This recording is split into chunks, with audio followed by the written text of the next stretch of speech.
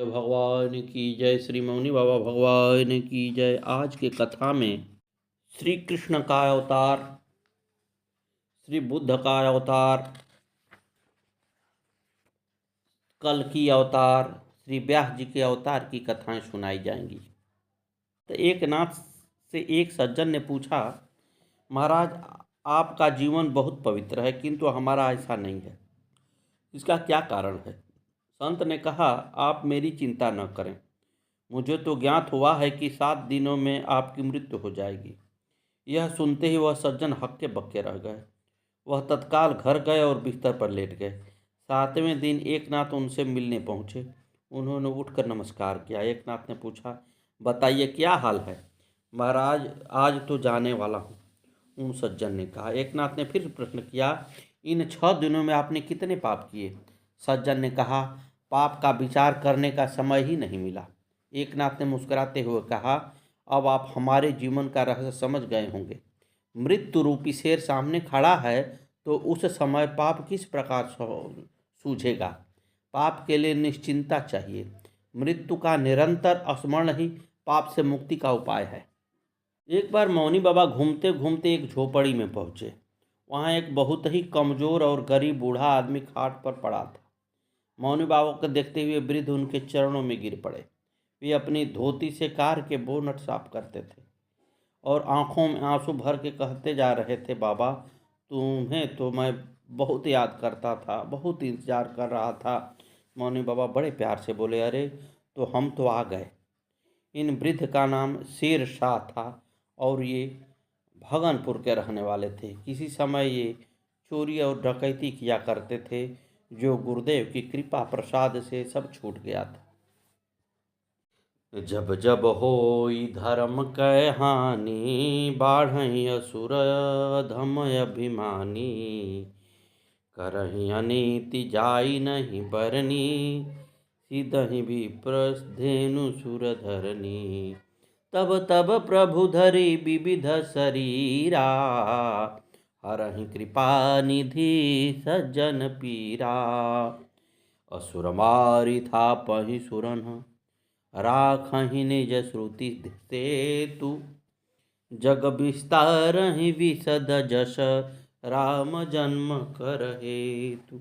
अपन इस प्रतिज्ञा के अनुसार अकारण करुण करुणा वरुणालय भक्त वत्सल भगवान श्री रामचंद्र जी 4 रूप धारण करके श्री अयोध्यापति चक्रवर्ती महाराजाधिराज श्री दशरथ जी के पुत्र के रूप में चैत्र शुक्ल नवमी को अवतरित हुए।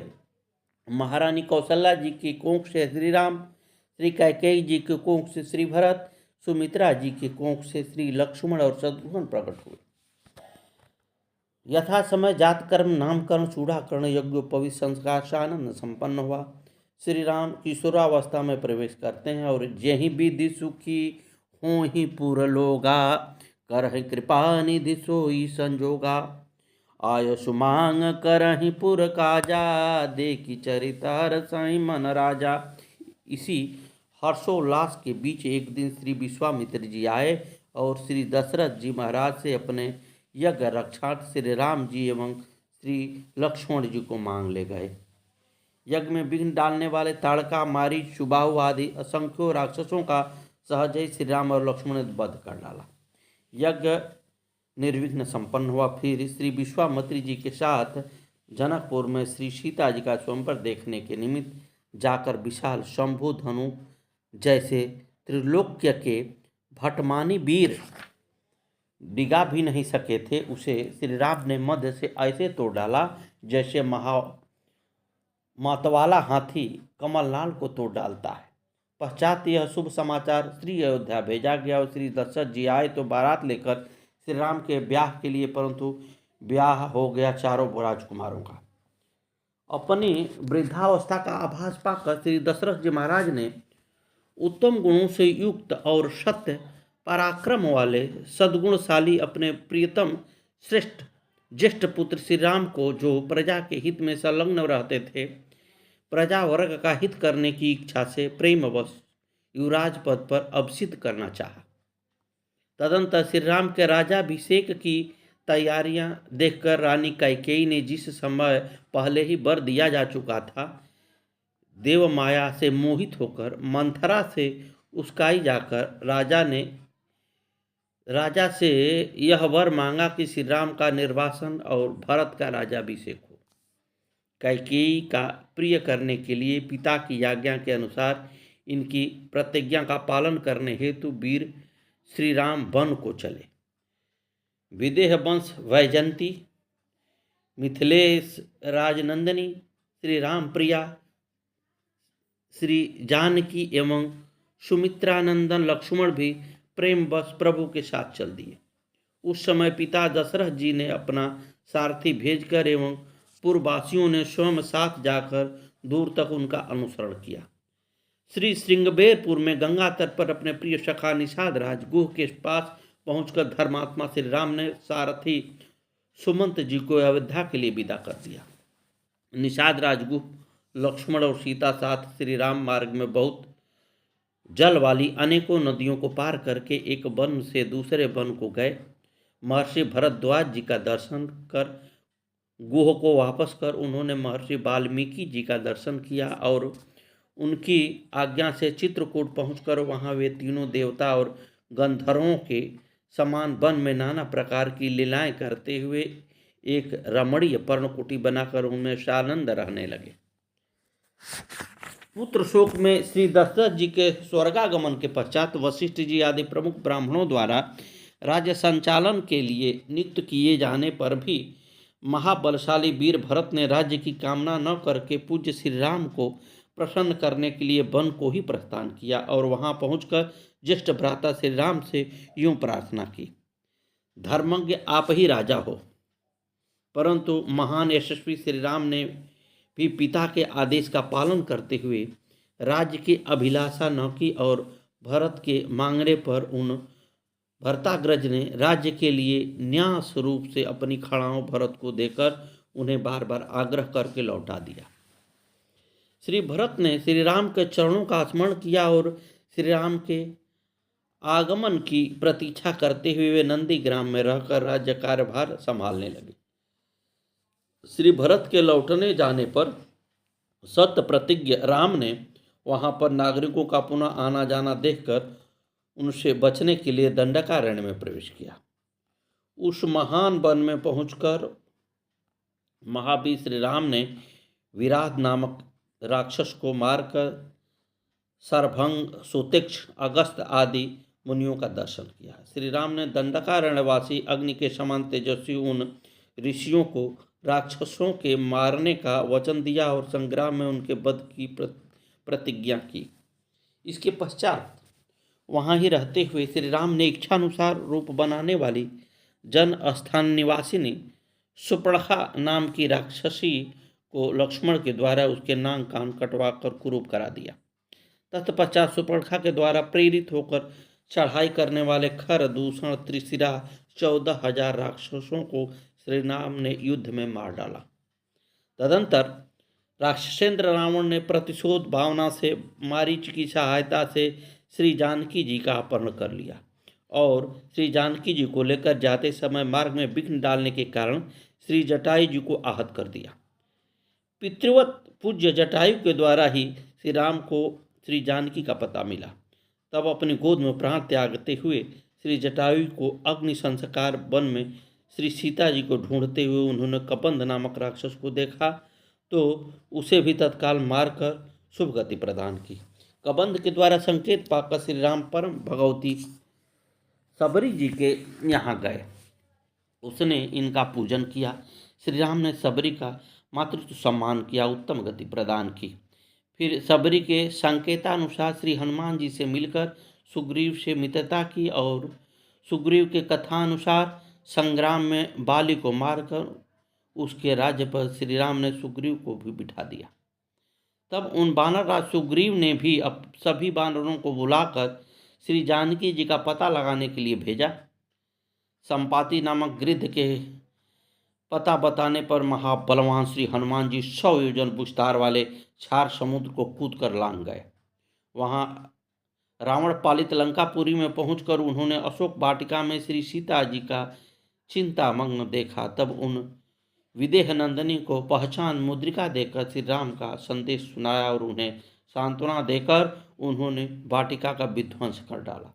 साथ ही अक्षय कुमार आदि असंख्य राक्षसों का संहार कर डाला। इसके बाद वे जानबूझकर पकड़ में आ गए।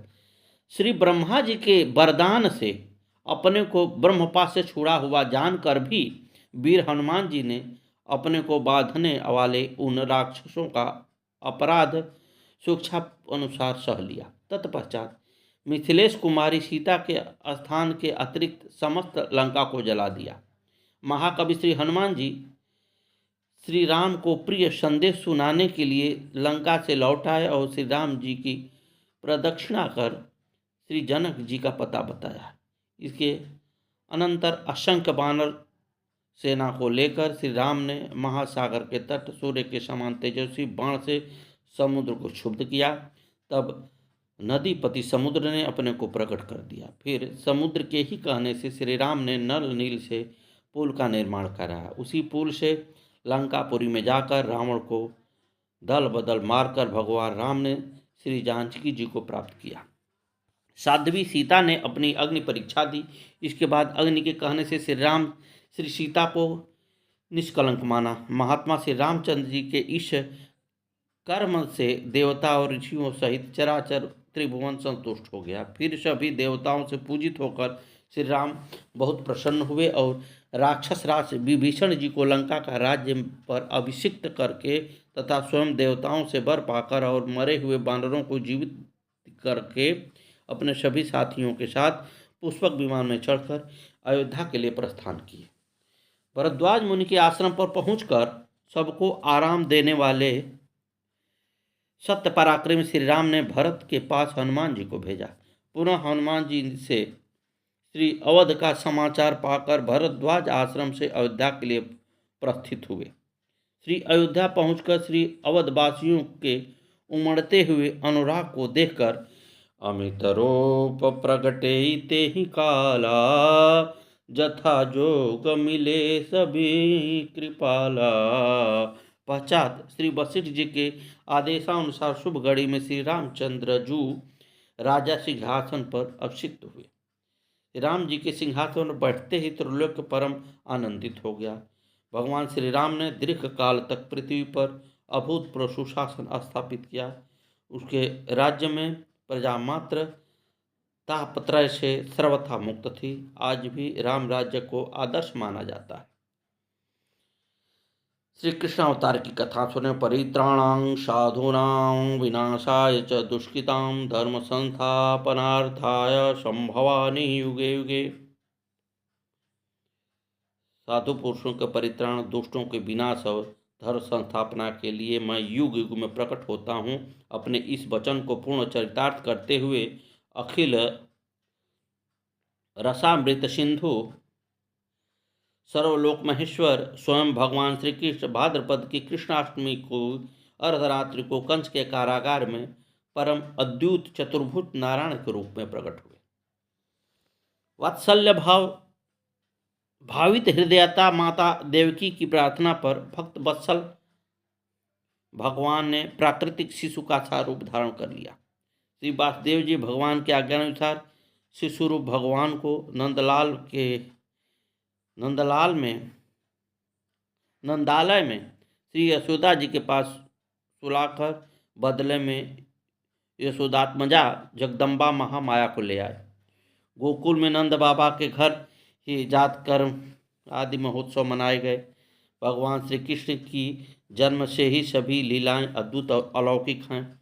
पालन में झूल रहे थे उसी समय लोक बाल घातिनी रुधिरासना पिशाचिनी पूतना के प्राणों को दूध के साथ पी लिए, कट भंग किया। तृणावर्त बकासुर एवं वत्सासुर को पीस डाला। सपरिवार धेनुकासुर और प्रलंबासुर को मार डाला। दावानल से घिरे गोपों की रक्षा की। कालियानाग का दमन किया। श्री नंद बाबा को अजगर से छुड़ाया। इसके बाद गोपियों ने भगवान को पति रूप में प्राप्त करने के लिए व्रत किया और भगवान श्री कृष्ण ने प्रसन्न होकर उन्हें वर दिया। भगवान ने यज्ञ पत्नियों पर कृपा की, गोवर्धन धारण की, लीला करने पर इंद्र और कामधेनु ने आकर भगवान का यज्ञाभिषेक किया। शरद ऋतु की रात्रि में ब्रज सुंदरियों के साथ रास क्रीड़ा की। दुष्ट शंखचूर्ण, यक्ष, अरिष्ट और केशी का वध किया। तदंतर अक्रूर जी मथुरा से वृंदावन आए और उनके साथ भगवान श्री कृष्ण तथा बलराम जी ने मथुरा के लिए प्रस्थान किया। श्री बलराम और श्याम ने मथुरा में जाकर वहाँ की सजावट देखी और कुबलया, पीठ हाथी, मुष्टिक, चारुण एवं कंस आदि का संहार किया। माँ देवकी एवं पिता वासुदेव को कारागार से मुक्त कराया तथा राजा उग्रसेन को भी कारागार से मुक्त कराकर सिंहासन पर बैठा दिया। फिर वे संदीपनी गुरु के यहाँ विद्याधन करके उनके मृत पुत्रों को लौटा दिया। जिस समय भगवान श्री कृष्ण मथुरा में निवास कर रहे थे, उस समय उन्होंने उद्धव और बलराम जी के साथ यदुवंशियों का सब प्रकार से प्रिय और हित किया। जरासंध कई बार बड़ी बड़ी सेना लेकर आया और भगवान ने उनका उद्धार करके पृथ्वी का भार हल्का किया। काल यवन को मुमुचुकुंद से भस्म करा दिया। द्वारकापुरी बसाकर रातों रात सबको वहां पहुंचा दिया। स्वर्ग से कल्प वृक्ष एवं सुधर्मा सभा ले आए। भगवान ने दल के दल शत्रुओं को युद्ध में पराजित करके श्री रुक्मिणी का हरण किया। बाणासुर के साथ युद्ध के प्रसंग में महादेव जी पर ऐसा बाण छोड़ा कि वे जम्हाई लेने लगे और इधर बाणासुर की भुजाएं काट डाली।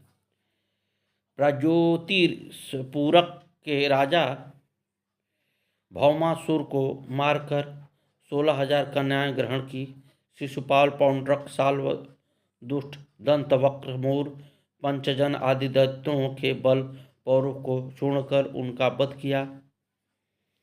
महाभारत युद्ध में पांडवों को निमित्त बनाकर पृथ्वी का बहुत भार उतार दिया और अंत में ब्राह्मणों के शाप के बहाने उदंड हो चुके यदुवंश का संहार करवाया।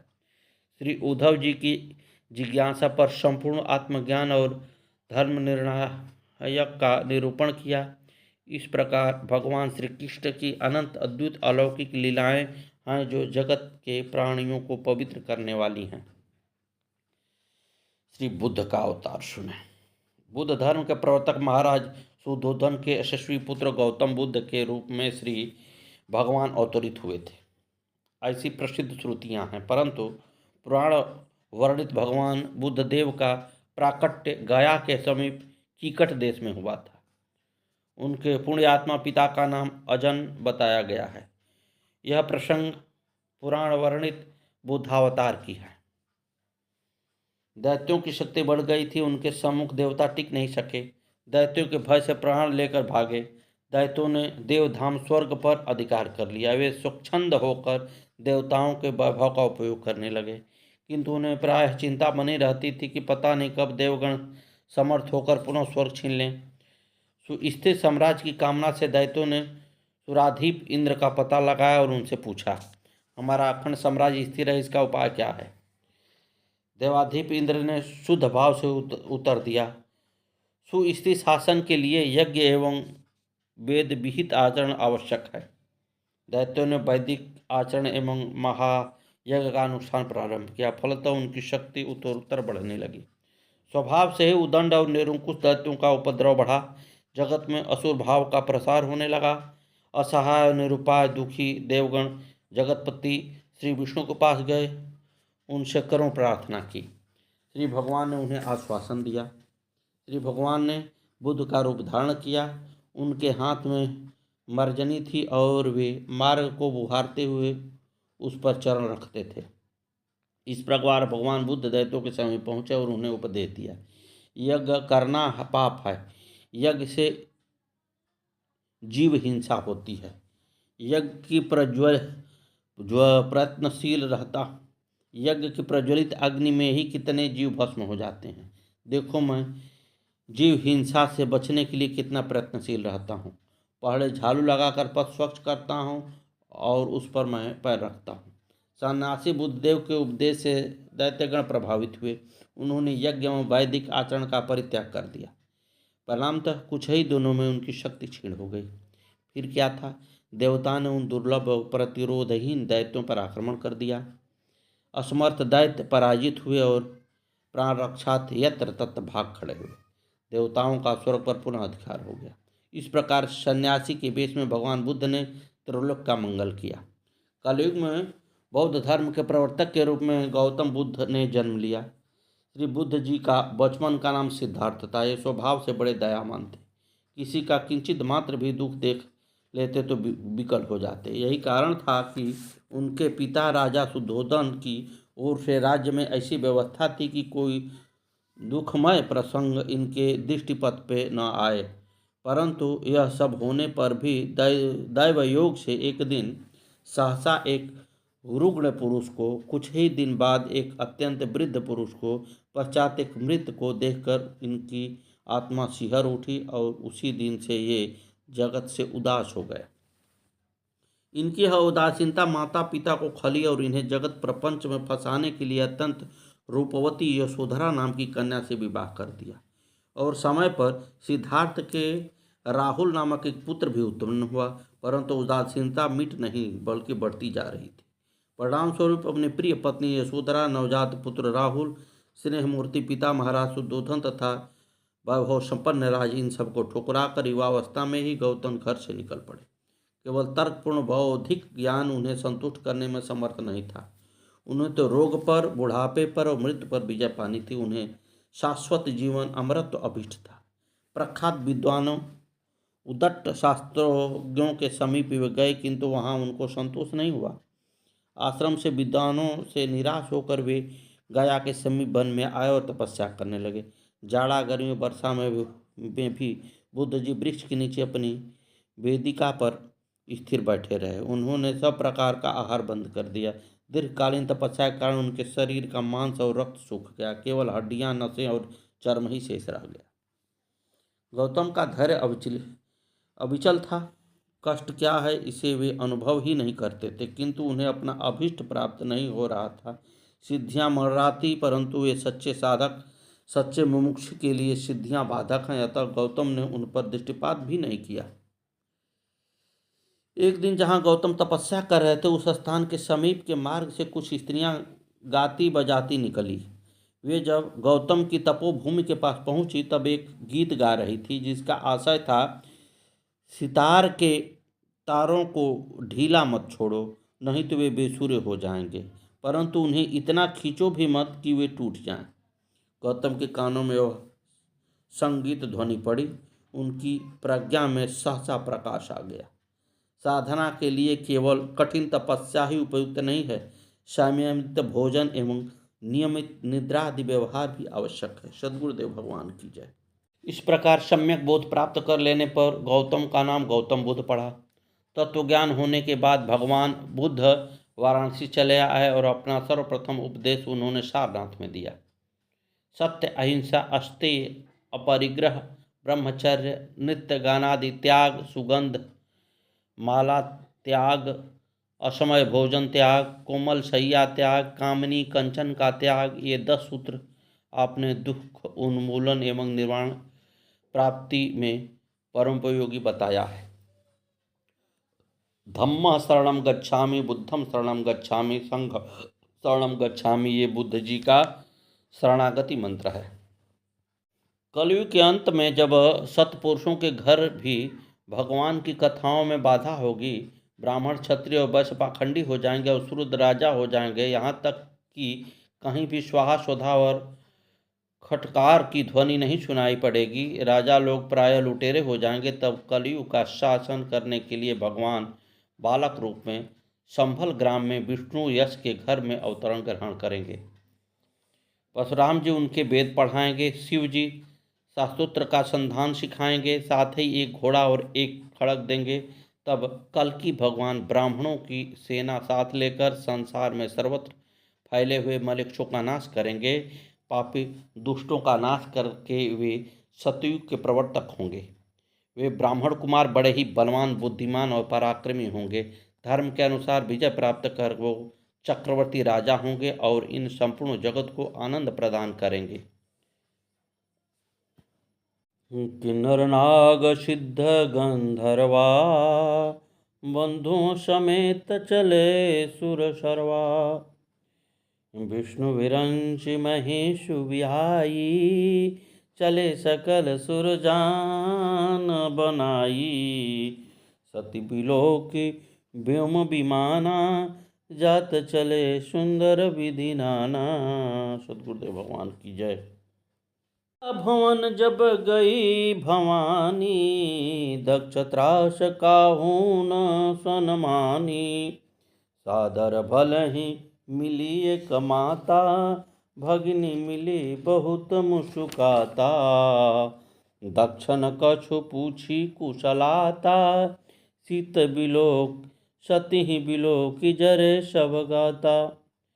सती जाई देखौ तब जागा, कतहु न दीख शंभु कर भागा।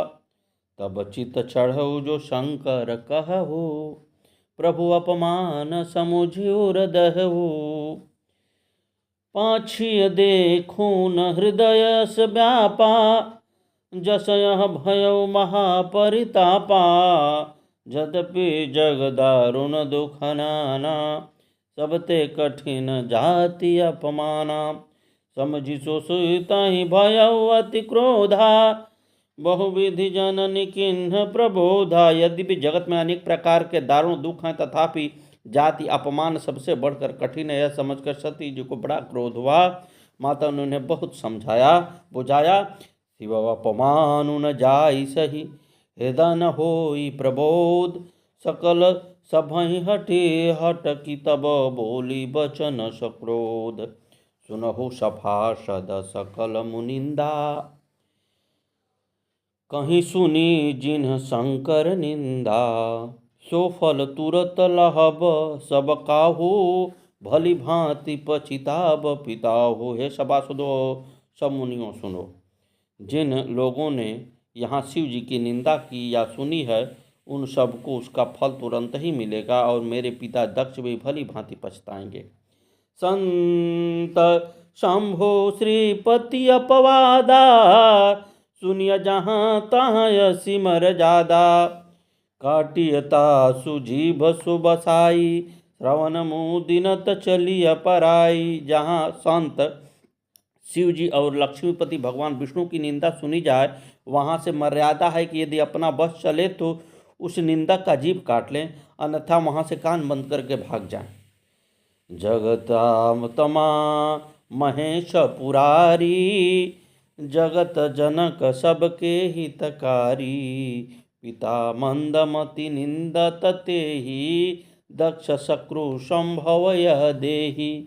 त्रिपुर दत्तों को संहार करने वाले भगवान महेश्वर संपूर्ण जगत की आत्मा हैं। वे जगत पिता और सबका हित करने वाले हैं।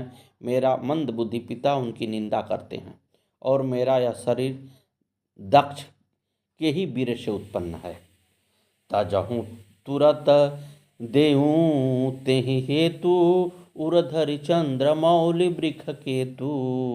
अस कहि जोग अगिनि तनु जारा, भयउ सकल मख हाहाकारा।